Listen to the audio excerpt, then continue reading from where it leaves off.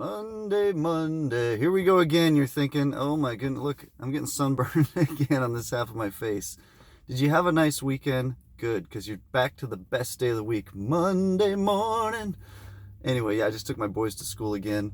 I'm excited for another great week. We just posted on our Instagram last night. Life is far more about journeys than destinations. Have you thought about that ever? I know there's various versions of quotes like that, but that's actually, I think, an original for us to put it that way. And I think that's true because journeys take up most of our life. The destinations come and go, and sometimes they're a little disappointing. I've known people who went on a trip to, say, Machu Picchu in Peru, and the journey to get there and the camaraderie with friends, plus you got to climb up this big mountain to get to Machu Picchu, was more joyful than just arriving. Here we are, we're Machu Picchu, and I imagine that's, I haven't been to Machu Picchu, by the way. If you have, send me a message, tell me all about it. We'll get you on the podcast, talk about Machu Picchu. But regardless of whether it's Machu Picchu or Disneyland or McDonald's down the street or Taco Bell, destinations aren't what it's about. And I've had plenty of good times with people just driving to the, we talk about McDonald's and Taco Bell versus the destination and eating that poisonous food. No offense, guys, but it's not the greatest for you. I want to tell you real quick about my great aunt ELINOR. I saw her this weekend. Yesterday, she turned 99 and a half years old. Yes, we should be celebrating half-year birthdays, so don't judge me for pointing that out. But I realized while I was with her, oh yeah, you're going to be 99 and a half. You got 6 months, you're turning 100. This is an incredible woman. By the way, she's been on Ellen DeGeneres' show. She's been on the Today Show. She's been on NBC Nightly News. She's been in the LA Times. She's been in all kinds of media. And you're wondering, well, why that?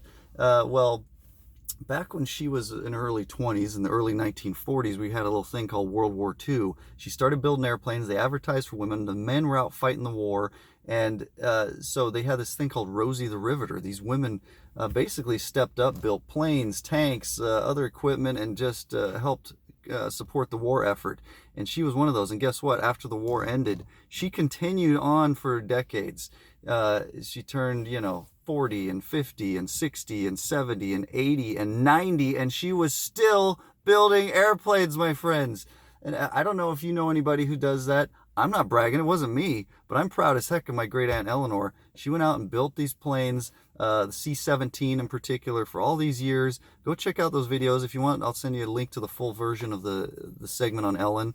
But I'm just so proud of them. And by the way, just before she got all this attention, which started about 2013 when she was a mere 93 years old, still working, her son, her only son, died about a year before that.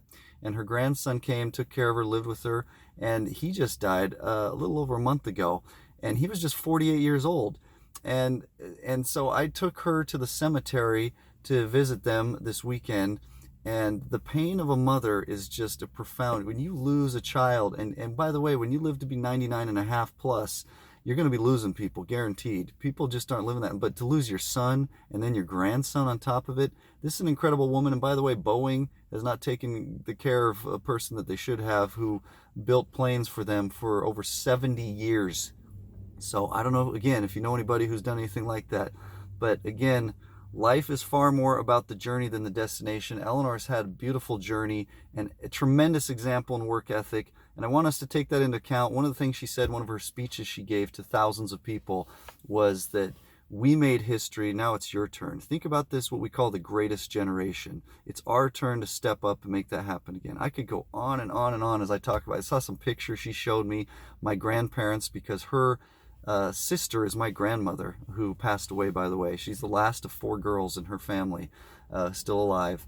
And they go out wearing suits. Like, we wear flip-flops going to Chili's. This is the greatest generation. Let's look to them. A lot of them are gone now, but look to them and others of our forebears and ancestors for an example, because some of us sometimes are falling short and getting a little complacent. We have so much more than they did. What are we doing? So this is a little long video. Love ELINOR. Make your journeys the focus, not the destination so much. You can make the destinations part of the targets as well, but enjoy the journey, because that's going to be most of the time you spend. So you got to find joy there too. And remember, joy is an alignment. We love ELINOR. Love you. Have a great week. Goodbye.